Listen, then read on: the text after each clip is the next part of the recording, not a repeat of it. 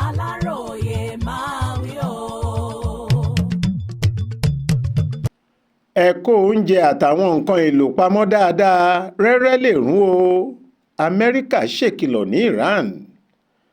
Àwọn aláṣẹ orílẹ̀-èdè United States of America ti ṣèkìlọ̀ fún àwọn ọmọ ìlú wọn tó lè wà ní orílẹ̀-èdè Iran láti tètè gbáradì fún ohunkóhun tó lè ṣẹlẹ̀ láìpẹ́ sí àsìkò yìí nípa ogun tó ń lọ lọ́wọ́ ní orílẹ̀-èdè Iran.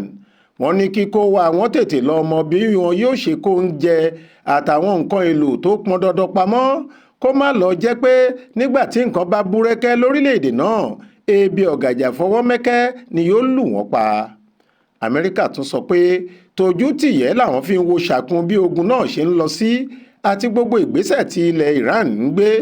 Ìdí sì nìyí tó fi yẹ káwọn pèsè ìmọ̀ràn àti ìkìlọ̀ fún àwọn èèyàn àwọn. Nínú àtẹ̀jáde kan èyí tí wọ́n fi léde lórí ẹ̀rọ ayélujára lọ́jọ́bọ̀ tọ́sídẹ̀ẹ́ ọjọ́ 26 oṣù kẹta yìí, Amẹ́ríkà ní ètò ààbò àti àlàáfíà àwọn èèyàn àwọn tí wọ́n jẹ́ ọmọ bíbí ilẹ̀ Amẹ́ríkà jẹ́ ìjọba lógún gidi. Èyí ló ṣokùnfà ìkìlọ̀ táwọn ń ṣe lásìkò yìí.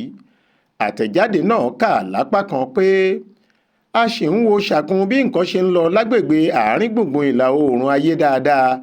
Gbogbo bó sì ṣe rí la ó máa jẹ́ kẹ́ ẹ gbọ́ kí ẹ lè pinnu lórí ààbò ẹ̀mí yín.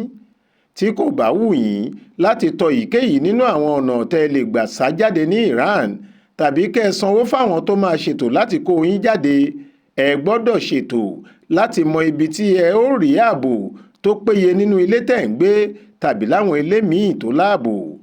Kí ẹ ṣètò láti ní ànító oúnjẹ, omi, oògùn àtàwọn nǹkan èlò gbogbo nítorí lásìkò yìí ohunkóhun téèyàn ò retí ló lè ṣẹlẹ̀. A fẹ́ ṣèkìlọ̀ pé ọmọ orílẹ̀-èdè Amẹ́ríkà kan kò gbọdọ̀ sá lọ sí orílẹ̀-èdè Iraq, orílẹ̀-èdè Afghanistan tàbí ẹnu ààlà ilẹ̀ Pakistan àti Iran. Àmọ́ àwọn ọ̀nà àfẹsẹ̀rìn tó lọ sí orílẹ̀-èdè Armenia, Turkey àti Turkmenistan ṣì ṣe é tọ̀. Bẹ́ẹ̀ ni wọ́n pèsè àwòrán ojú ilẹ̀ táwọn èèyàn náà lè rìn dé ibi tí wọ́n ń lọ.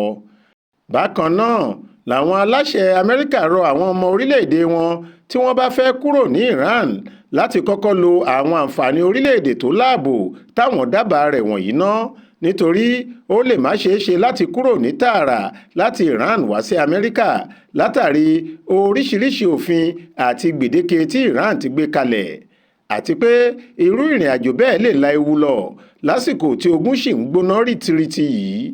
Wọ́n sì tún rọ̀ wọ́n láti kọ́kọ́ kàn sí àwọn ẹ́mbásì US tó wà ní Bern ní orílẹ̀-èdè Switzerland kí wọ́n lè gba ìmọ̀ràn gidi tí yóò dáàbò bo ẹ̀mí wọn. Faith Adébọlá ló ṣàkójọ ìròyìn yìí tó sì kà á sétí ìgbọ́ yín fún Aláròyé.